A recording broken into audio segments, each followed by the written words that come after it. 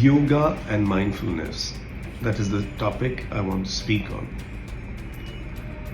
Mindfulness is simple, yet it is complex. It is a way of training yourself to simply focus on what is happening in the present moment.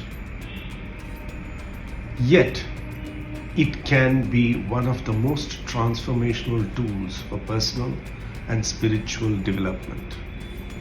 The key to this process is to focus on what is in front of you at the moment.